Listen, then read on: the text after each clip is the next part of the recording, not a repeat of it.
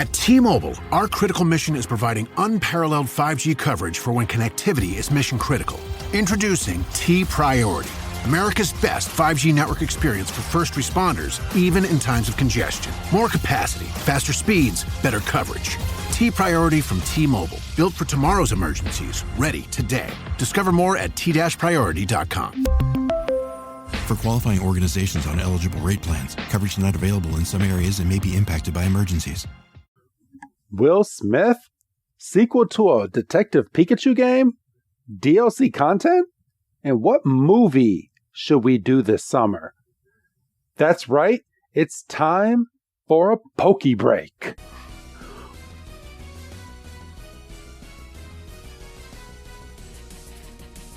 Welcome, everybody, to PokeBreak. I am Professor Chris G, and on the other line with me is my compadre, the one and only Dougie Fresh. Dougie, my man, how are you doing? Oh, you hit the roll of the R a little harder that time. I did. But how are you doing, man? I'm good now that I can be heard. So no, like I said on the Lost intro, I said no. I'm just happy to be sitting here, and I'm ready to chop down. I'm chopping them down now. I'm gonna chop up a variety of different Pokemon related topics. All right, I'm excited. But as we've stated on our previous episodes, we're not alone this week. We have the returning Grant. Grant, welcome back and welcome as our very first guest of PokeBreak. Yeah, it's great to be here. Thanks for having me. No problem. No problem. We always love to have you on our show. So nice. This is our second PokeBreak, and we're trying to do this at least once a month now. But our PokeBreaks, if you're new to the show, is we just talk about a variety of Pokemon news or any type of news or Nintendo news or whatever we want to really talk about. That is what this show is about. We're taking a break from the anime and we are going to just go over anything in Pokemon. And we have a list of things that we can go over. And I feel like we should start with something that we spoke about on a previous episode of Pokemon that we just did. But there's a hard rumor, and it's gotten even harder. And I'm not sure how I'm feeling about it anymore. I was excited, but now I'm getting into the realm of, do I really want Will Smith to play the villain in the next Pokemon or the next Detective Pikachu movie? I'm going to ask you, Grant, because I kind of got a feel from Doug previously, but hearing about this news, how does that even make you feel about Will Smith coming over to the Pokemon world? I don't know. He's kind of had a bad couple of past few years here. Yeah. I mean, in the end, I don't really care as long as it's good. Like, if he does good, then great. I can't really think of any movies where he was the villain, so that's already like, I feel it's a step up or just a different step for him of just playing the villain. Yeah. Doug? What do we consider the original Suicide Squad? They're bad guys, but were they really bad in that movie? I mean, they were kind of trying to help each other. They were the bad guys. Yeah, that was like they're bad guys, but the good guys. Oh, right. I mean, we the viewing audience was supposed to root for them. Yeah. But... Yeah. Like, I remember seeing like an episode of something where like Robin Williams played a bad guy and it was really weird. It was cool, but it was really weird because he's such a charming guy, but he played like an evil like scientist kind of guy. And I was like, oh, yeah. So like, I feel Will Smith would be another one that's like, it's kind of strange, like, well, especially in like the Pokemon world too. Let's put it like this. So we have Jim Carrey in those Sonic movies, and my son loves these Sonic movies. And Jim Carrey, he plays the villain, But we also love that he's the villain in these movies because he plays Eggman so well. Yeah. He plays that super well. And he's just, his character's lovable. Like, you know, he's going to get beat in the end, but how is he going to get beaten? It's just, he's just funny. And he kind of brings that comedy flow to the Sonic movie. Maybe Will Smith can do that. I mean, we've seen him. Doug made a really good analogy on a previous episode. He said, what wrong, it might be the wrong wording, but what wrong could he really do in a movie? Right now, he's been made out to be this big, like, superhero. He can defeat anything. I mean, for gosh sakes, he defeated robots that were taking over the world. And that's just the aliens aliens and Men in Black and he's Hancock. He was Hancock. There you go. He wasn't the nicest guy in Hancock. I mean, he was by the letter of the law, he was the protagonist in the film, but he was kind of a douchebag. I mean, he was, but I mean, technically, he was supposed to be a superhero. I feel Hancock, though, like, his bad guys are always these, like, kind of drunk, like, off their ass kind of dudes. Like, I feel Pokemon is not going to go in that direction at all. No. I feel he'd have to be a little more, like, extravagant. Like, Bill Nye, like, he'd played the professional, but I don't know if Will Smith really does that kind of stuff. Like, I feel I wouldn't even know what to put Will Smith's, like, villain as. Like, what he would even, like, would it be, like, neurotic, or would it be just, like, business-like kind of guy? I would love to It's hard to really tell. I would love to see Will Smith play kind of like a vigilante that's kind of like Giovanni. Like, he's the big boss. And I mean, it's just, I can't picture him holding a Pokeball and just taking him seriously throwing a Pokeball. But maybe, I mean, we all saw, and we'll get into it in this episode, we all saw Ash's final Pokemon battle with Leon and how just badass that was. What if he took on that type of role in whatever big ending scene that he's going to have? Because, I mean, we already had Mewtwo, so Mewtwo's not going to be in this upcoming sequel movie. I mean, he could be, but I mean, it kind of goes like, I mean, if the game got announced, so like, I feel we'd have to, like, play the game, because it's probably gonna maybe, like, outline part of what the game story is. Yeah, and that's another news. We just had an announcement on a Pokemon Direct that we have Nintendo. Nintendo Direct. Yeah, Nintendo Direct, my bad. That we have a upcoming sequel to the Detective Pikachu game, which was for, I believe it was for the 3DS, the original? Yes. Okay. And yeah, I played a little bit of it, but it didn't really do much for me, and I didn't get far at all. But this new one, it looks interesting.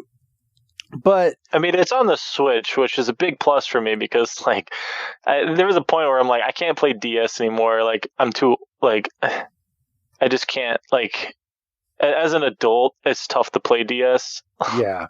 Like, I just, like, I need the big screen. I got old people eyes now. Like, I need a bigger screen.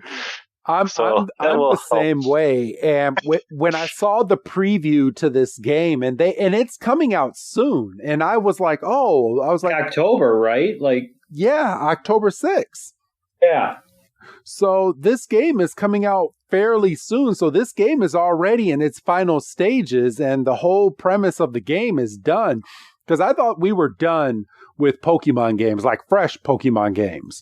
And I thought... no, they're always coming out. Yeah, they're always coming out. And apparently with this Nintendo Direct that they did, they announced like 20 some odd games in this Direct. And I'm like, you guys are already talking about on Twitter, and people are rumbling as to your next gen, and the next gen could be coming out as soon as March of next year. I don't think it's going to be March. Like, they usually give like the 3-year intervals.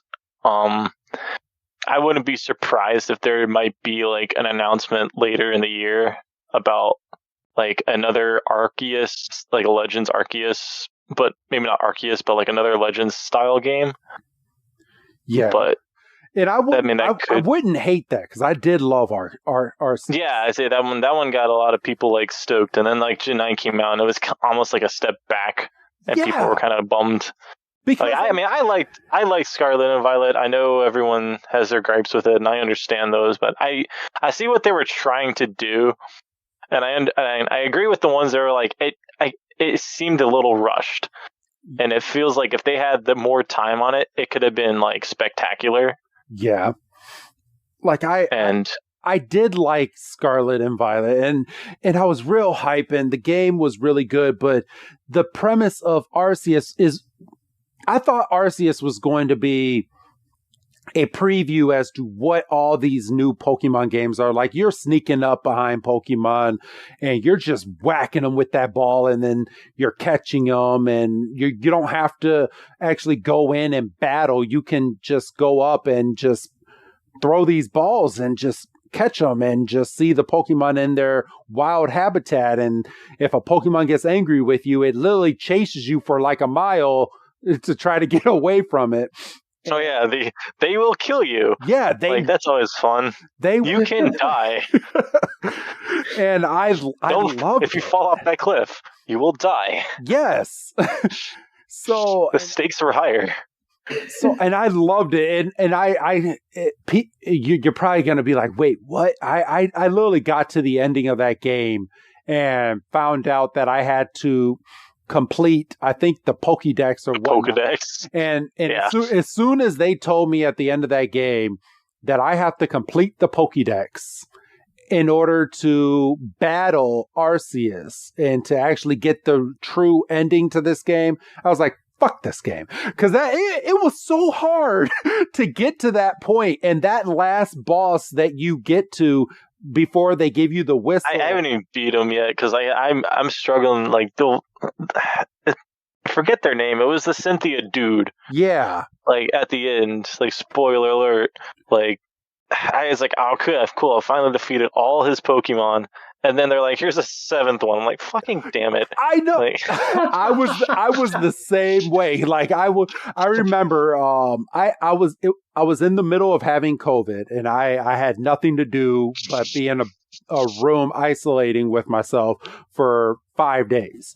So I'm sitting here and I'm playing Arceus, and I finally got to the end, and I'm on video with my wife, and I'm just playing this game, and she just hears me just getting angrier and angrier and angrier. And I finally beat him.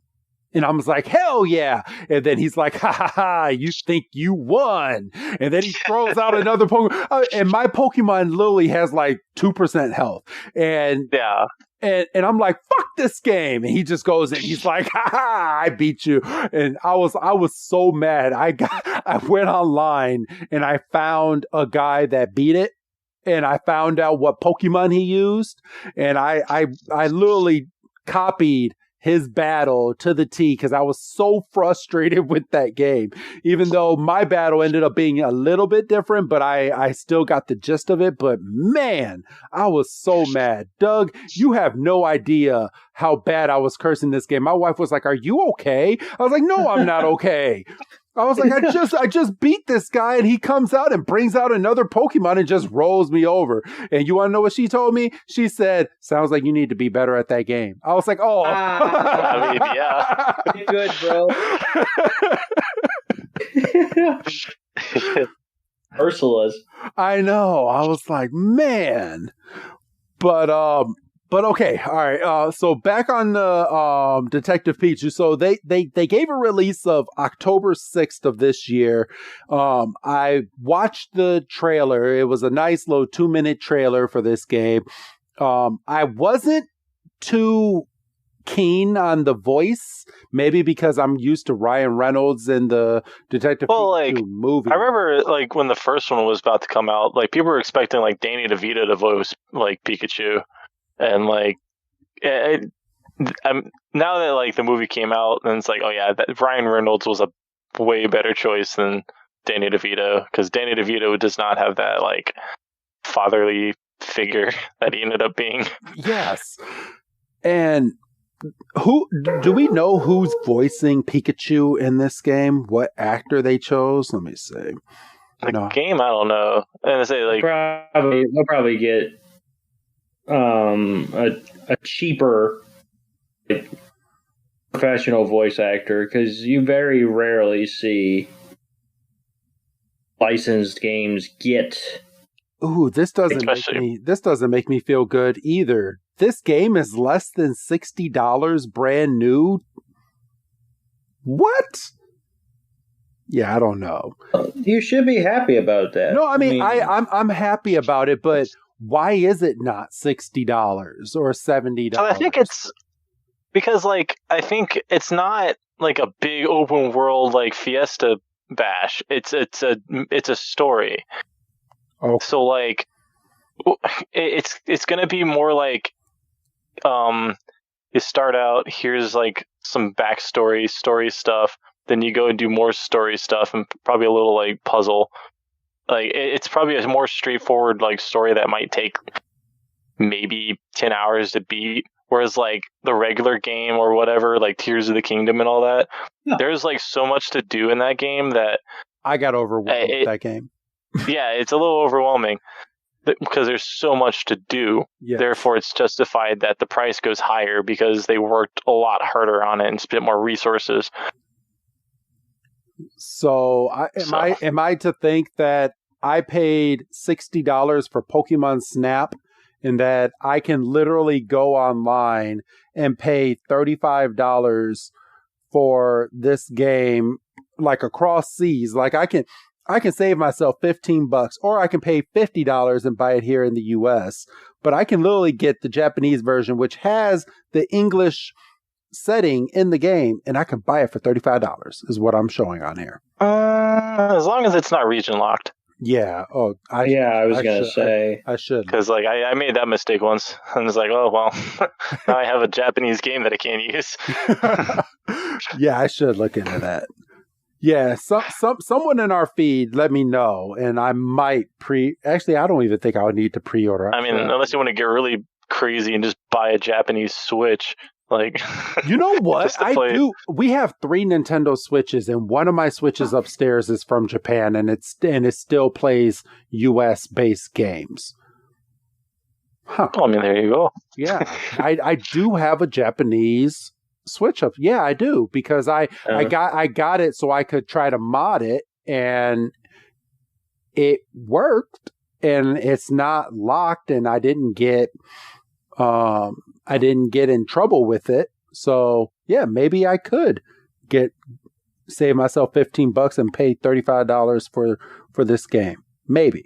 I don't know. I'll think about it. I mean, if you pay $35 and end up paying like $15 in shipping anyway, I might as well get the English version. Yeah, this is true. That, you know what? That's a fair thought.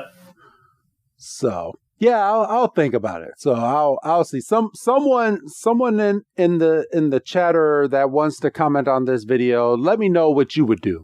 Let me know, and I'll go from there. I'm personally just a super patient motherfucker. Like I'll wait all day. Yeah. So and I'm patient too. And this might be Stop it. I am patient. For this game, I'll be patient. I see. Okay. Because this is not a game that I think I will get day one. Like Tears of the Kingdom, Mario, Pokemon, Pikmin. Yeah, Pikmin. Let's not forget that you owe us, you owe the fine folks of this PokeBreak a Pikmin breakdown. I mean, I'm super stoked about Pikmin. You were gonna get started on that last episode you were on, and I said, "Well, we got a PokeBreak coming up, and if you want to come back on that." I am excited that they announced that they're making a fourth Pikmin game, and it's coming out for the. It looks so good. Yeah, it looks so good. Do they have a date for this Pikmin game yet? Because I know they just dropped 1 and 2 on the Switch. They dropped 1 and 2. I already bought them and beat them both. I beat the first Pikmin game in a day. The second one took me a little longer, but the second one's also got it. It's just so much better. The second one's longer than 1 and 2. I feel like they put a lot more thought into the second one than they did. Well, the third. so what? So with the third one, it was okay. I think it's like this weird thing where like the third one was like a sequel to the first one, and this fourth one looks like a sequel to the second one. Like the first one was like you had 30 days, in-game days, so you had to kind of speed run a little bit, no matter what. Yep. And the third one kind of had that vibe too, where you kind of have to rush a little bit. You can't take your time and look around, and there's a little shorter of a story. Whereas this fourth one looks a lot like the second one, where you had all the time in the world. There's like caves and stuff to dive into, and a lot more challenges. And you don't have to go treasures back to your spaceship at the end of the night. Yeah, the night one was like, whoa. Like, I feel there's going to be a bit of a caveat to it, but like, I'm still pretty stoked about that. The demo should be either out today or tomorrow. I can't even remember. I have a feeling it came out today. And I do, out of all the Pikmin, and I do play the Pikmin game for the phone, but I don't know how I feel about a ghost Pikmin. Man, with the third one, like for real, it kind of seemed like they were just puzzle pieces. Yeah. So it's like, oh, well, now I need the rock Pikmin as this puzzle piece to break the glass. Whereas, like, the second one, it was a little more, it was kind of puzzle piece, but you can kind of strategize a little more. Like, sometimes it's like, okay, well, and I definitely need the water Pikmin for this. But then other times it's like, well, you can kind of strategize and do this over here and then that over there. And then, especially with the two characters, and they showed, like, the two like co-op mode, and it was kind of like it kind of seems cool, but it's not what people were kind of hoping for. Not at all. But yeah, it's like people were just hoping like two people play a story, but it seems like kind of more like Mario, like Super Mario Galaxy second player, where it's just like you hold something in place or something. It's not very interactive at all.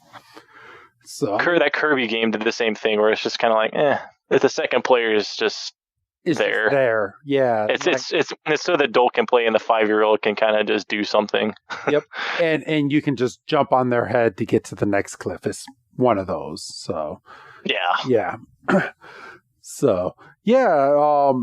So for our audience, and I know Pikmin, we can go on like a whole episode. We could have a whole episode just based on Pikmin.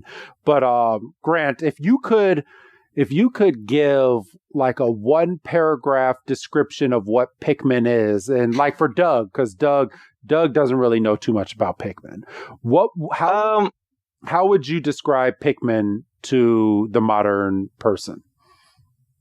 Some people consider it an RTS, like real-time strategy, but it's so much weirder than a regular standard RTS game. Do you know what an RTS game is? Yes. By chance? Yes. Okay. Yeah. Okay. So essentially, like, Olimar, your main character, at least in the first one, you crash land, and then these Pikmin, help you gather all the parts. So your ship falls apart, and the Pikmin help you gather each part. And the second one's kind of the same thing, only you're looking for treasure. But pretty much it's really hard to explain. So you're kind of like a small character on like a shrunken human on the real world, and like there's these bug things you have to fight, but you can't just like sit there and just beat them up. You have to get your Pikmin to beat them up, and it's kind of like controlling a little mini army. Yes. Like imagine like one ant taking down like a giant beast, it would probably lose. But if, power in numbers, you can get 100 and you can just attack the hell out of them. But then sometimes, like you say, you strategize and you realize sometimes the bigger numbers aren't the best. You might only need like 30 to beat the hell out of that thing. And if you had too many, it's harder to control because there's so much more like area to get attacked at. Yep. Or you can be like Professor Chris G and just go in thinking that 100 Pikmin, I'm exaggerating, but go into a boss fight with 100 mini Pikmin and then have the boss just eat every last Pikmin that you have. Oh, damn. And then it's just game over. And now it's time to leave and try again. Yes. Because now it's just like one man down today. And you're like, oh crap, and you're just throwing and throwing and throwing and just hoping shit just hits the fan and just goes yeah. But all I can say is Pikmin Bloom is nothing at all like the actual game. No, it nowhere is close. That's what I've heard.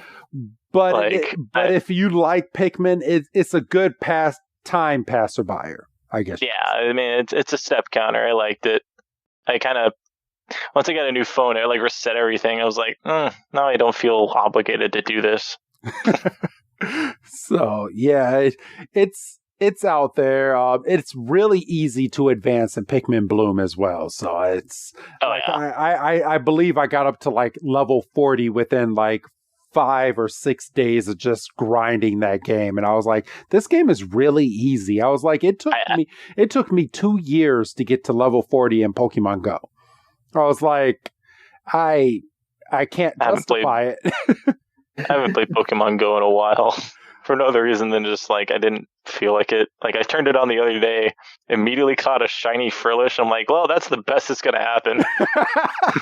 And there's a thing in Pokemon Go, and I have some gripes with Pokemon Go that I'll get into in just a second, but like when you don't play the game for a very, very long time and you log back in, say it's been like 6-7 months, you have a higher chance of the first 5 to 10 Pokemon that you're about to catch for one of them being shiny, just to kind of grab you to bring you back in. And you're like, oh, I got lucky and I got a shiny Pokemon. Yeah. That's probably why then. So, but I do have a gripe with Pokemon Go, and that was actually one of my topics today that I wanted to go over. So people that listen to this show and they listen to it weekly, you go back and you listen to this show during the pandemic. I loved Pokemon Go. I have been playing Pokemon Go since day one that it's come out. I love it. I love the point of the game. Maybe it's because I've completed so many different tasks in this game that I just find it hard to just put it away. And I've put so much money into this game that I feel like Niantic is not listening to the casual player anymore. During the pandemic, we have what they call remote raids, and you can be at home and your friend can be over at a raid and they can invite you to a raid and you guys can raid together and you guys can get a whole bunch of people together. Lately, I would say within the past 3-4 months, they've raised the prices of remote raids. You can only do a certain amount of remote raids per day. And the radius on your circle, which they said last year, which was a permanent thing after people were bitching at them. They said, fine, we're listening to you. We hear you. We will make the radius, and we'll keep it at a 10 milli or whatever it was. And we'll keep it there. Have shrunken it within the past 2 weeks and said, oh, we never said that. I mean, that sounds like sounds like a lot of things that do that. Like, yeah, it's just, I mean, I get that they want us to get out and go walk, and that's the point of the whole Pokemon Go experience. Not now. Yeah, exactly. We go out there. We go out there now. We're gonna die. Can't see shit. You can't see shit. Freaking that Canadian freaking smoke. Yeah, it's the fire. Yeah, I was like, what is this in regards to? we have just been engulfed in the past 2 days. Same here with the Canadian fires. Yeah. So it's taken over our area over here, and we basically have like a stay in our home unless it's important for us to go out type of order right now, because they're like, oh, stay inside because the air will kill you outside. Yeah, we're sitting here at 7:45, and I'm not going to dox myself, but the air quality, it's gone down. It was like 2:30 this afternoon. The majority of it. I mean, right now we're sitting at 184, but that's still... And 100 is dangerous. Right. So we'll see. It's supposed to rain tomorrow, and I'm not sure if the rain's going to do any harm or make it... I mean, it's raining here. It's been raining for the last 2 days. It's been helping, too. Bad, yeah. Has it been helping with the smoke? Yeah, it definitely clears it away a little bit. Okay, good. Good to know, yeah, for real. So I'm really looking forward to this big downpour for 2 days that we're about to get. But we're not going to fucking get it. It's going to be your fault. I know, because I said something. Mm-hmm. But Pokemon Go. So there's this there's a hashtag going around for players that play this game. It's called Hear Us Niantic. And like I said, I get that the game is a game where you are supposed to go out and you're supposed to walk and you're supposed to interact with people. They have a new campfire app that helps people that play these games meet up and defeat these Pokemon bosses. But how do I say this without sounding creepy? Make it sound as creepy as you can. I know. That's the best sentences. Those are the best. Fucking bring it on. I'm in my 30s now. So the majority of the people that play Pokemon Go that live around me are little kids. And I don't want to be meeting up with little kids or No, you do not. No. And yeah, and that's why I said I'm not trying to sound creepy. I'm not trying to meet up and like, or people that have the campfire app. If you're 18 years old, I mean, I'm still I'm in my 30s, and I don't want to be meeting up with an 18, 19-year-old to play Pokemon Go. It just looks weird and it's creepy. I want to see my Pikachu. Shut up. I mean, the targeted demographic for Go specifically was like 16.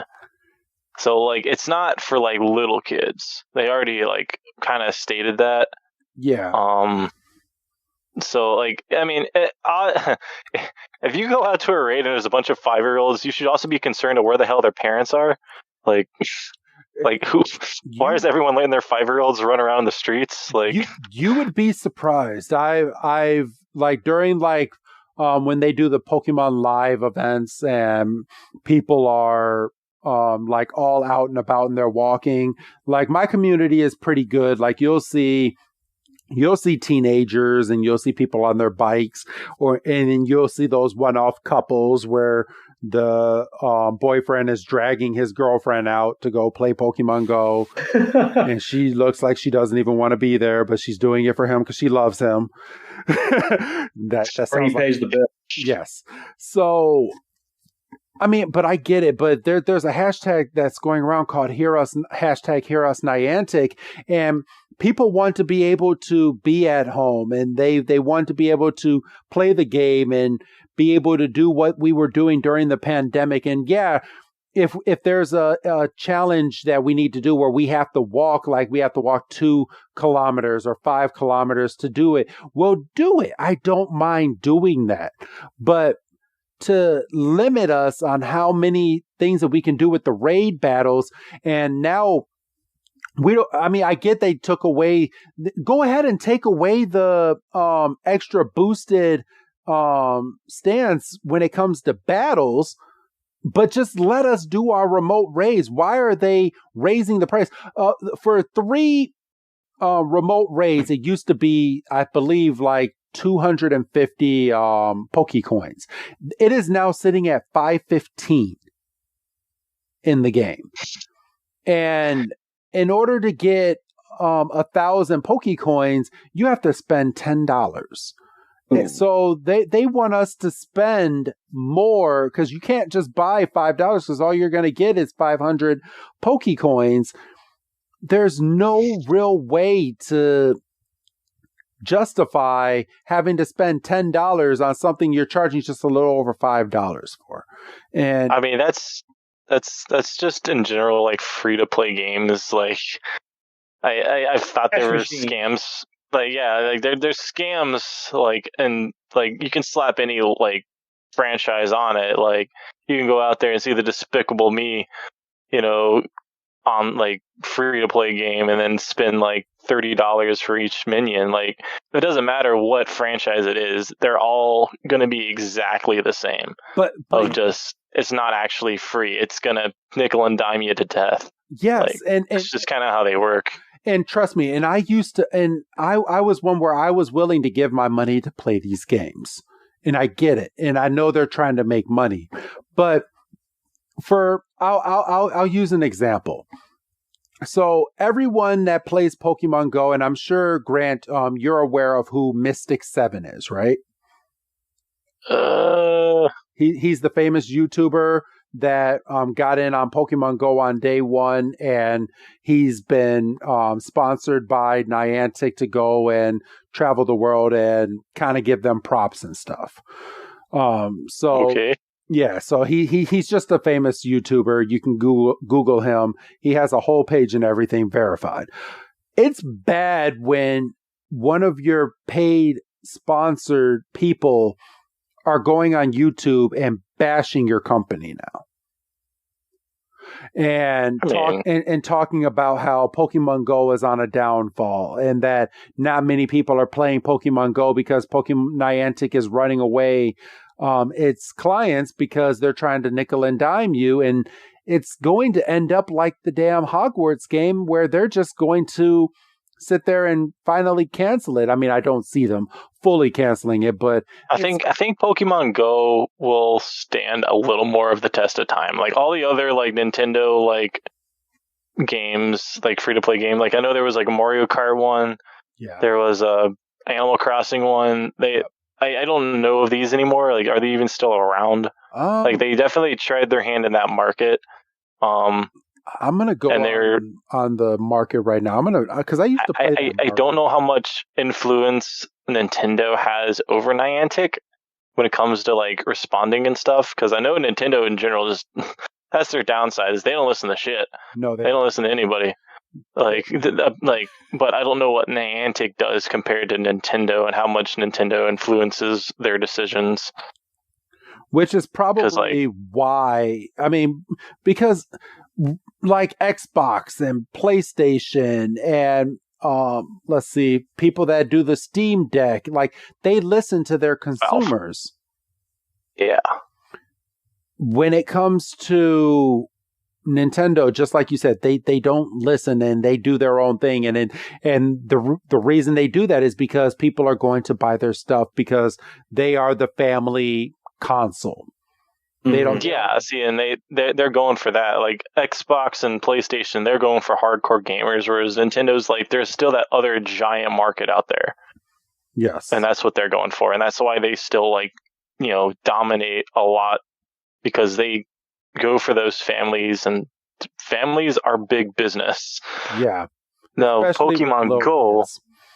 Yeah, and then Pokemon Go is another whole entity, though. Seeing like. I say that's just the online like free to play apps, and they had it was just like a huge insurgence of those, and Pokemon Go kind of like smacked everyone upside the head and go, no, this is profitable. But everyone had to copy them because they were successful, and then now everyone's seeing behind the curtains and realizing that Pokemon Go is like all the other ones, and it's just gonna nickel and dime you to death. And like whether you like it or not, they're still just gonna nickel and dime you. So, and it sucks, but it's gonna happen, and you can choose to not play, and that's pretty much your only real choice there. Like, I'll probably still play here now and again. Like, they haven't done anything to really piss me off necessarily, but they've done their fair share of pissing me off. Like, I'm still playing, but I found myself not playing as much. Like, I was hardcore into the Pokemon Go game. Like, I would buy every event that they would do. I would go out, and Doug can attest, I would tell my wife, I'm leaving home for like 2-3 hours. I'm going to go play Pokemon Go and complete these tasks. And I would just leave, and sometimes my son will follow behind me, and I would just go out and just play. And it was fun. And just Niantic is just, I'm getting to the point where I don't want to put down the game, but I might have to start putting it down. And if Niantic keeps going the route that they're going, I might not want to play anymore, because they're taking the joy of what I love in the game and basically just stomping on it and just saying. There's other things too. Like, the one thing I will give Pokemon Go credit for is there's a lot more to do. Yeah. Like, you can do the gym battles and stuff and the raids, but you don't have to do that. No, you don't. There are that's just one aspect. There is still hatching eggs. There's still like what I do is if I go on a vacation, you can spin the thing, get those gifts, and kind of save them. Yep. And they're kind of a staple of, hey, this is, you win here, I haven't been to Six Flags in 2 years, and I still have some gifts in there from Six Flags, and I refuse to get rid of them because they're just cool. So. Exactly, and there's so much more to do in Pokemon Go, and I think the ones that are petitioning are going to be the raid people, and specifically the raid people who might just be in rural areas or be handicapped in some variety. Yeah. So it sucks to do this, but you have to put them in a certain category and go, how much of this profit is going to tank us versus the entire other profit? Like, what percentage is this? That is true. Of just is the handicap percentage that high? And you don't want to sound like a dick, but it's facts are facts. How much are you making off of them? That's true. That is true. So, I don't know. I'm still playing, and I'm going to continue.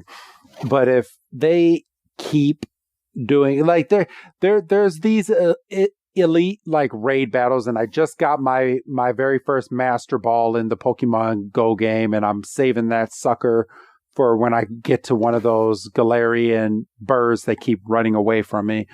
But and people that are out there, shout out if you actually caught one of those burrs. Those burrs are fuckers. They run. It's you throw one ball and they run away, and you have a 1% chance of actually finding it. I found 2, and they each ran away from me on my first ball, and I'm just and one of them was an excellent throw. I was so you need mad. To get a Diglett with an arena trap. Jesus. But all right. Enough on the Pokemon Go. Doug, you had a point of something that you saw on that Pokemon actually tweeted out today that you wanted to touch on, and I'm going to go ahead and give you the floor, my brother. So I'm gonna use this as a greater jumping off point, because in the course of this episode and doing some research in the background, I realized I was a bit mistaken. Okay, but my point is still valid, and this is still a cool moment that I just happened to fall on before we came on here and hit record. So on this date, which obviously this is going to date the recording, but it's whatever. So on this day in 1998, the original Pokemon Pinball was released in North America for the Game Boy Color. Okay. Now, I remember playing the original. Yes. And I'm on Bulbapedia because I wanted to confirm something that I had a strong memory of, but I've been wrong before. This game did in fact come with a Rumble Pack. It did. Because I remember sitting there. I remember my original Game Boy Color. I had this game had a Rumble Pack, and Ready to Rumble 2 had a Rumble Pack, and I remember playing the shit out of those games. But you have to remember, this was around the time that Nintendo 64 was bringing out their Rumble Pack. It was like a big thing to have like a Rumble Pack. Right. I just remember they were also battery suckers. Yes. Trying to think, where's it? It was one AAA, but still. So yeah, and I remember playing the original, but what I'm gonna do, and I might bring it up if it's relevant when we do the PokeBreak for August. Okay. Is I'm gonna jump off and I am gonna talk a little more about my experience with the sequel to this game, which was Pokemon Pinball Ruby and Sapphire. That game, I might have played so much I might have warped the original label. I played the absolute stuffing out of this game. I'm scrolling down. I'm looking at the screenshots. I'm Bulbapedia. I remember all these areas. I remember getting really good to the point where I could, if I booted up a game, I knew I was going to be running for, 45 minutes. And then I remember one year, I can't remember if it was a Christmas or a birthday gift, I got the Game Boy Advance adapter for the GameCube. Yes, I remember that. It was a little black piece of plastic, and it came with a startup disc that you had to put in, and you could sit. I mean, it was the Switch before the Switch. Oh, the Game Boy player? Yes. Yeah. And I remember sitting there, and I was sitting in this room, coincidentally enough, and I remember my dad walking in. He's like, "What you playing?" I was like, "It's this Pokemon pinball game." And he sat there and he watched me play it because we had. It's going to date me a little bit. Our original quote unquote home computer, the big freaking box Dell. Yes. We had Cosmic Pinball. Oh, I remember those. Those used to come on Windows 98. And he would sit there and he'd play that for, hour or two at a time if, he didn't have anything going on. And, so he was sitting there and I lost a ball or whatever, I ran out and I was loading up my next ball and he's like, "Let me give it a shot." Cut to freaking minutes later, he's bumping off my high scores. And I'm like, "What? You just picked this up? Like, what are you doing? Like, And I asked him, I said, "Do you understand what you're than you?" I asked him, I said, "Do you understand what you're doing?" He said, "No, but I'm racking up the score, aren't I?" Like, son of a gun. So, it got to the point where we were kind of competing. Like, I would play it on my Advance, and I'd be like, I got this score today, and be like, "All right, set me up." So I'd boot up the GameCube and I'd put the little starter disc in and I'd sit and he'd never swear unless, sometimes the game did tilt. And he like, there's no way I should have lost that fucking ball. And like, well, I don't know what to tell you. And he'd sit there, and more often than not, he'd beat me, and I was like, I don't understand it. So yeah, and I, forgive me if I retell this story in August, because I'm looking at the release date, the North American release date, and it's August 1st, and I don't think we'd be doing a PokeBreak unless something happens. But I just figured, because yes, I remember playing the original on my teal blue Game Boy Color, but I more remember spending hours at a time through my GameCube, holding my Spice Orange controller, GameCube controller. I had to go out and buy. I was like, I have to get that Spice Orange. I don't know why. I had a silver and a purple, but I was like, I really want that orange. That orange is spiffy. And I remember it got to the point where, because he'd watch me do something. It wasn't just, do something and call me when you're done. Like, he'd watch me do something. It got to the point where if he wanted to play and I was hanging out with my brother, or if I was doing something else or whatever, he would pop in because he knew it was mine. He'd be like, I'm going to go play pinball. I was like, okay. Oh, so he would just tell you that he's going to go play the game. I'm going to go play pinball. And because he watched me put the disc in, and he knew that I had to, the cartridge had to go in a certain way or whatever. And he's like, I'm going to go play pinball. I was like, okay. I wouldn't see him again for, like I say, because he wouldn't just play for 15 minutes. Like, he'd get in. He never had a bad game as far as I remember. And I'd be like, how'd you do? He'd be like, high score again. I was like, shucks. Because, like, he was so good. And, like, yeah, so, I was just kind of... So, yeah, maybe you call it a cheat, because I didn't really talk about the original Pokemon Pinball, but fuck it, it's our show.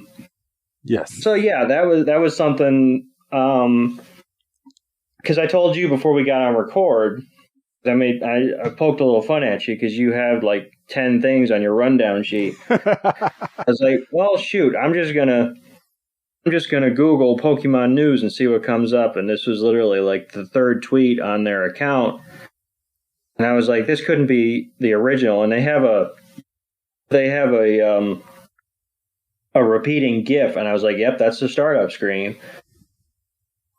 So yeah, that inevitably spun me off because talking in our pre-production, we brought this up to Grant, and Grant was like, well, I played Ruby Sapphire a little bit. And I was like, and that like flipped another switch. So I'm like Googling that, and I'm like, I remember that screen. I remember that.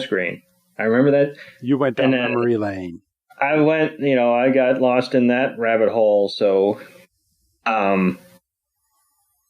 yeah, that was, because originally I was like, I remember playing pinball in Ruby and Sapphire, but I couldn't remember if it was a full-fledged game or if it was like a mini game. No, it was it had its own game, and it was. I'm seeing it right here, but I never played the Ruby and Sapphire. I played the original. Yeah, right. And I got the original, or not the original. I got Ruby and Sapphire. I had a Glacier Advance, and then I remembered I kept it over, and I probably still have it. Probably still have my Game Boy game somewhere in this house. And I think that's what I'm going to go do. I'm going to go try to find it and see how bad that label is, because, like I say... Well, you have your stuff nicely put away, so I'm sure it won't be hard for you to find it. Yeah, no, it's somewhere in this house, because I remember if I was going somewhere, I made sure my Game Boy was charged, and I had Pokemon Pinball and Fire Pro Wrestling. I made sure to have at least those two. And if I had those two, I was all right. Except for the fact that I probably shouldn't have been playing in the car because I got car sick like super easy. But we didn't care as children. I didn't care as much, no. So, all right. Let's see. Something I wanna talk about briefly. We normally do a summer movie. And yes. me and you will sit down and we will go over a summer movie. And I think it's about time that we kind of reveal to the audience what is next in line for us Pokemon movie-wise. And I think me and you kind of unofficially agreed on Pokemon the Movie 2000 as our summer movie this year. Yes, I think that makes the most sense. I think, I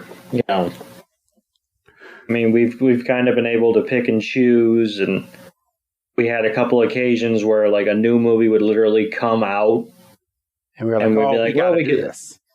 What was the one? It was on Netflix. The Secrets of the Jungle. Yes. And you're like, well, it's on Netflix. It's right there, and we're like, well, okay. And yeah, I think Pokemon the Movie 2000 makes the most sense. Not quite as strong memories. I'm sure I saw it in the theaters. I did. I'm hoping that it's and Grant. I'll pull you back in too. But from what I remember about this movie, it wasn't as strong as Pokemon the first movie, but it was okay. It was okay. Like they introduced Slowking. Yes, I remember that. Yeah, he was talking, and then Ash started crying. And I remember like Team Rocket helping Ash, and Ash being very surprised. And yeah, so I remember watching. There was a villain. There was a villain. I couldn't tell you what that villain was without having to go back and fully watch it. But I remember bits and pieces. I remember a talking Lugia, and yes, I remember that being a big jumping point. I remember, I believe it was this movie, and correct me if I'm wrong. This was the movie where they gave out the Ancient Mew Pokemon card for the trading card game that you couldn't fucking use in the damn trading card game series. Like no league would let you use this card. Was it that one or was that the original? That wasn't the original. No, that wasn't the original. Okay. So I believe this was one of the ways that they kind of brought you in. Like I remember going over to the movie theater with one of my friends and getting mad that I didn't, because I didn't see this day one, and I was so mad that I did not think that I was going to get that Ancient Mew Pokemon card. And luckily they still had it, because I guess the movie didn't do so hot in the box office, so they still had extra when I went up there. But Grant, do you remember getting an Ancient Mew card or any memories of going and seeing this movie in theaters, or did you not see it in theater? I did not see this in theaters, no. I do remember watching it. Like, I mean, it's the one with Tracy. Yeah. I know you guys are like writing that one up. It is Tracy. Like, Tracy did get a Pokemon movie. I forgot about that. Yeah. He didn't do a lot in it, but yeah. He was there. Like, he was there. He got the participation trophy. But I'm watching these Orange Islands as we're reviewing them, and I'm starting to notice, does Tracy ever really do anything? Really? To be honest? Got a sketch pad. Besides making sketches of Nurse Joy? He's okay. He has his moments. Like, the Orange Islands in general, that whole series is kind of like it's a filler like season. Yeah. Like the whole season is just filler. Like it was supposed to be. Like, so it's like hard to really hard to really go through it. Like we're towards the end, and I know we're doing the Pokemon Master Journeys right now, but we're trucking along very slowly and kind of holding off on going through any more Orange Islands because it is so tough to review some of these episodes. Like and like when it's already a filler season, and then like I feel like only maybe 10 episodes out of that whole Orange Islands things that are actually worth watching. It's just sometimes it's just hard. Like I have a problem just watching it the first time, and then I have to go point by point to actually go through some of these Orange. I'm just like, even, and this is not a plug for them. Well, I guess it is a free plug, but even gotta watch them all. A podcast that does something similar to what we do. They even freaking stopped in the Orange Islands, and they'll put out one episode here or one episode there, and it's just. They even struggle getting through the Orange Islands. So it's not just us. It's hard. And man, is it hard to get through. That's the only thing with the Pokemon series is there's so many like filler episodes in general. Like I know there's a breaking point on the Ruby and Sapphire ones. Like it just like why nothing happens. It's just there's a lot of filler. I'm curious once I get up to that point because I'm just, I mean, I want to watch some episodes that I have not like seen. And yes, I mean, I've seen. Or like the formula is just a little different. Yeah. Just enough. Like there's a point where it's like, you could just read the description and know what happens. Like it's the same thing.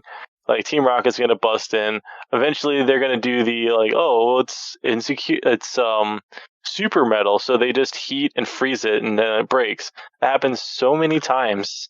Like we dug a hole and Ash is going to fall into it for the 1,000th time. Yeah. Like I'll say like Black and White kind of reset everything. It did pretty. I actually like Black and White. It kind of took some of the. They tried a little harder to make the episodes not so like slog. Like there's still some that are definitely slogged, but like up until then, like there's a lot of them that just like it's the same damn thing. It doesn't matter. Just same story. Take out X Pokemon, put in another. Like, it's not Squirtle. That's all it is. It's not Totodile. It's Sobble. It's the Quillfish episode. Yeah. There you go. So, all right, but we don't have an official date for that. I'm guessing it's probably going to be sometime in July, maybe first week of August. I'm guessing is when we're going to put that movie out for all of you fine folks. So be on the lookout for that. Let's see. I don't have too much. I mean, we'll probably. I mean, we're talking about it, so it's probably worth reminding people how we're probably gonna release it. We'll give you a chunk. Yeah, a chunk of it on the free feed, and then you'll get the full thing on the Patreon, like we did with the last movie. Right. So, not quite sure. And for all of you that are out there that have not yet subscribed, you can get a free trial on our Patreon. So go ahead and try. Yeah. When does that end? They get 30 free days. Get 30 free days. Yes. Okay, but what? I guess I didn't ask the right question. When? How long is that offer good for? Like, it's good for as long as Patreon is alive. So if you are a new subscriber, no, if it was like okay, I didn't know if it was like only through June or whatever. No, if you're if you're a brand new subscriber and you have not subscribed, and I see a few of you have subscribed to the show, we're hoping that we keep a few of you. But if you subscribe and you're brand new, you get a 30-day free trial. And it's something new that Patreon is trying out. They finally started offering free trials. go ahead and give us a try. So, I mean, I'm sure we'll catch you and you'll love what we put out. So, there you go. I mean, Grant's enjoying it, aren't you, Grant? Yeah. There you go. Yeah. It's good. So. Great. Yeah. But let's see, just a few more notes before we do take off today. Pokemon and Netflix have a collaboration on a stop motion animation series called Pokemon Concierge, and it premieres. Let's see, it looks like it will be starting in a few days. Really? Let me see. Let me see if I'm reading this right. The upcoming series at this weekend's with the projection appearance and a panel. Okay. No official date yet. So let's see. The news concierge at the panel from Japan. Okay.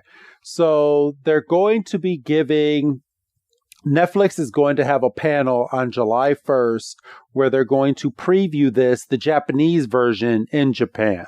So we will be getting, I'm guessing when they preview it, we will be getting an official date pretty soon, and that will be coming up. But it looks like they have finished the Concierge Pokemon Stop anime. We're just waiting on a date.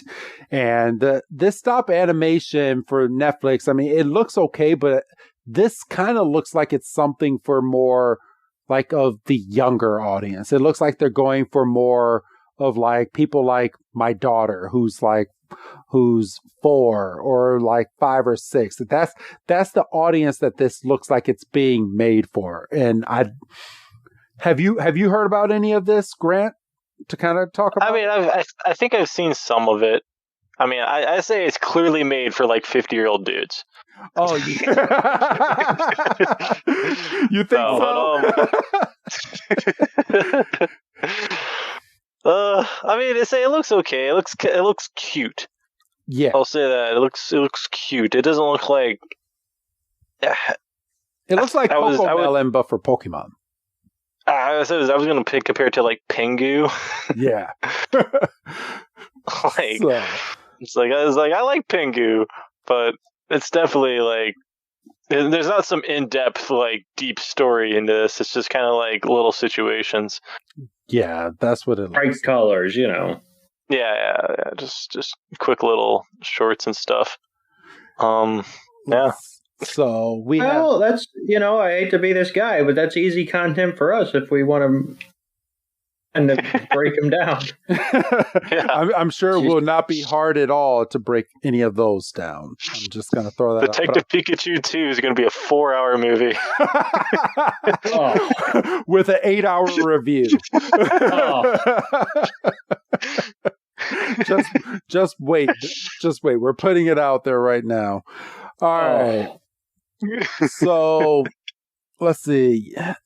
We have for Scarlet and Violet, we were given the Nintendo Direct with what looks like it's going to be the DLC content is coming out. Let me see. What date did they give this? Bum bum bum bum bum. It is in autumn. So I was going to say they didn't give us an exact date. Yeah. Just a time frame, just a season. Yes. So it is coming up. We do have an official trailer that Nintendo Direct put out, and it looks good. Like I'll give them this. Like the teal mask and the indigo disc, depending on which version, I'm going to play both just so I can say that I did it. And I'm excited to jump back into Scarlet and Violet because I feel like it kind of fell off. I did the first few big Terra raid battles when they were going online and they were making this big deal about it, and you can get Charizard, you can get all these great Pokemon that you can't get even though they don't go into your damn Pokédex. And you can get all these great Pokemon, but the game kind of fell off for me and I have not played it in a while. And I'm so excited to continue the story and for them to give me 2 because I believe one's coming out in autumn and the other one is coming out in the winter. Which I'm guessing is going to be more along the lines of November or December is when that's going to come out. But Grant, I would ask you, Doug, but I know you haven't played the Scarlet and Violet. But Grant, are you excited for these DLCs to come out? Yeah, I mean they're definitely super cool because like I'm kind of comparing it to Sword and Shield. Like the game originally was kind of like it's okay. Yes. But then the DLC greatly improved it. So I'm hoping it'll do the same for Scarlet and Violet, where it's just like, it just brings so much more to do. Because like, I really like Scarlet and Violet, but there's not too much to do afterwards other than just complete the Pokedex. Yep. And that gets old pretty quick. Or catch the big Pokemon that you can start off with and all that. But I did really legendaries. I did really like the post game in Scarlet and Violet. I thought that was very well done. It's really cool. I like that. It's just like once you do all that, there's not a lot to do. Like there's not like this. I haven't really gotten into the sandwich making stuff.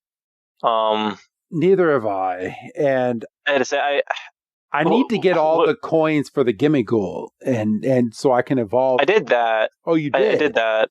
Yeah, I got all the coins. Problem is I got to get them a second time because you got to have two. Yes. So. I was looking for the stakes in the ground. Those are it's so time consuming to look for those. Oh, I did those. Oh, I found a YouTube video that labeled where all of them were, and I was just like, all right, thank you, Austin John Plays. No extra plug here, but he put out a video, showed where all those little stakes were, and I went and I grabbed each and every one of them. It took me like 30 minutes. I was so happy. Yeah. I'm trying not to like cheat. Yeah. Yeah, I'm trying really hard not to do that. So if it becomes very makes the game go longer. Yeah, it does. It really does. Sure. But I was very impatient and I needed to complete it. So I thought you were very patient. I am patient for certain games, like for Detective Pikachu. I will be very patient. But I see. But for the main games, I wanted to try to be the first of my friends to like beat it, and I took a few different routes. So yes, I'm very excited for these. The new trailer is up, everybody.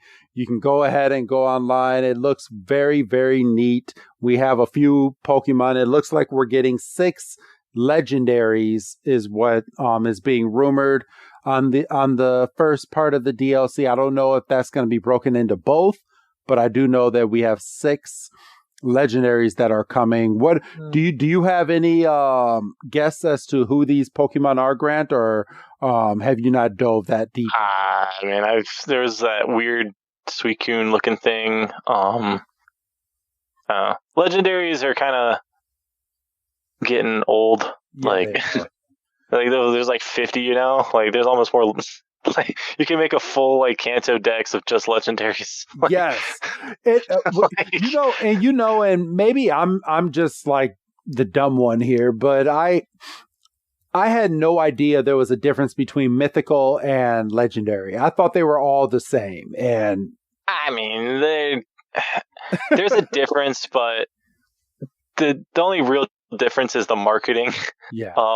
The mythicals aren't really ever in the game. It's usually a marketing ploy to get people to buy the game on the extra thing. Like I know with Colosseum, they had that extra disc so you can get Jirachi. Yep. And it's always just like they're always like little bonuses. They're never really like in game. Whereas like the legendaries are considered legendary because they're in the game somehow. You can get them. You can play the game and figure it out. Whereas mythicals, they will give those to you when they decide it is necessary. Yes, and you can go and you can get them for free, or they'll have you fight something extremely hard. There's the code, or you had to go online and buy them off of like Joe Schmo who bought like 30 copies. Yep. Yeah. So, all right. Let me see. I'm trying to see if I... Did you guys hear about the big Pokemon game that's coming out? I think even Doug's gonna play. Oh, Pokemon Sleep. I did hear about that, for goodness sake. They're intertwining that with Pokemon Go, and they're going to get me to freaking do it so I can get that special Snorlax that is only available if you intertwine the games together. So they're going to get me, and I'm going to download that damn game. Oh, I'm going to play the hell out of that game. I'm still have they finally released, and I haven't even taken a look, have they released the teeth brushing game for the Pokemon? Oh yeah, that was like years ago. Oh, it is. That's actually a thing now. I haven't even. I know. Yeah. That one like definitely was for like little kids. Like, yeah, I wanted to get it. For my there was no denying. Yeah, there's no denying that one was definitely for little kids. But I mean, I've heard it's good for what it was supposed to do. But oh, it's not even available in the store anymore. Oh no, there it is. It's only had 1 million downloads, and then you look at all the other things, 100 million. Yeah. 10 million, 5 million. Yeah, nobody's... Even Pokemon Quest has 10 million. So, okay. Yeah. Yeah, nobody's playing that teeth brushing game. So... I mean, the only ones playing are going to be like the parents who downloaded it for like their kids, and then the kids grow out of it. Yeah, Doug, when it comes out, download Pokemon Sleep and tell me your sleep habits. Yeah. But let's see. Anything else? I think we've kind of gone over everything. Doug, Grant, do either one of you have anything else to add to this grand episode of our PokeBreak? Don't think so. I think we hit the big ones. We got, we had some movie chat. We had some gaming news. Okay. Grant? Have you been keeping up on? On Pokemon Horizons? Yes and no. Am I fully caught up on the episodes? No, but I have watched a decent amount to find out that Liko and Roy... I like Roy more than Liko. I'm just going to throw that out there. Liko talks to herself too much, and I'm really interested to see how that's going to translate over into the English version, because they're making it more... I get like Sailor Moon vibes when I'm watching episodes that contain her, but then Roy, I get more Ash Ketchum vibes. Have you watched any of the episodes, Grant or Doug? No, I'm still trying to. but... I'm still slogging through journeys. Like, okay. It is different. It's a fresh start. You can start with episode 1 and not have to know anything in regards to the Ash storyline. The villains are actually pretty well thought out. I can probably give more of an update. I'm gonna wait for you, Doug, to watch a couple of the episodes, and then we can kind of talk it through on a future episode, maybe on our next PokeBreak. But yeah, it's different. There's definitely 2 different stories that are going on, and Roy is kind of helping Liko, but he has his own thing that's going on. This charm that Liko has a Pokemon in it, and we have to figure out how to release this Pokemon out of there, because there's a legendary or mythical Pokemon that's on the inside. So that's kind of where I'm at right now. People that are listening to this, they're like, oh, they've already found out. Well, I haven't gotten that far yet. So, but it is good. I do like it. I do like Pokemon Horizons. I do need to catch up, though. I think there's like 3 or 4 episodes that I am behind on those. So... Yeah, I keep meaning to, and then I get sidetracked or I just flat out forget. Yes. Oh, and right before we do, I do have one more that Grant brought up. Ash's final Pokemon battle. So you've watched it. Oh, no. I said Ash's last gym battle. Oh, his last gym battle. Okay. Which, like, I saw like a little joke on this. I'm like, what the fuck? Yeah, it was his last gym battle was actually from X and Y. Like, really? Okay. Yeah, the last one at X and Y, that was it. Because Gen 7 didn't have gym battles, and Gen 8 he didn't do them. So I just thought it was kind of a weird little factoid I found. So he took 2 seasons off from actually doing gym battles. So what did he do in the anime then during these times? Well, Gen 7 they had the trials, so they're not technically gym battles. Okay. So, like, because even the game didn't have gym battles, but it's like gym-like stuff, but it's not technically a gym battle. And the game, I was really hoping, like, the show would follow the game a lot more, because the game actually was really cool concept, and it could have made some super cool story plots, but the show just kind of didn't do any of that at all. They did their own thing. They Pokemon and Nintendoized it. Yeah. That's like, man, that was kind of. So, okay. Well, that's a good factoid. Thank you. Yeah, for real. I did not know that his last gym battle was in X and Y. That's a really good fun fact. Okay. But I don't have any more Pokemon news. I think we've kind of filled this Poke Hour pretty well. Oh, actually, hour and a half. There you go. So, all right. Well, that being said, if we don't have anything else to go over, thank you, Grant, for coming on. And Doug, thank you for doing another PokeBreak. Go ahead and say goodbye to all of our fans, Grant. Goodbye, all the fans. And Doug, go ahead and say goodbye, Doug. Bye, Doug. And this is Professor Chris G, and I would like to thank you all for listening to this special PokeBreak. And we will be doing this once a month going forward. And we will see you next week for another Pokemon episode breakdown. Have a good night, everybody.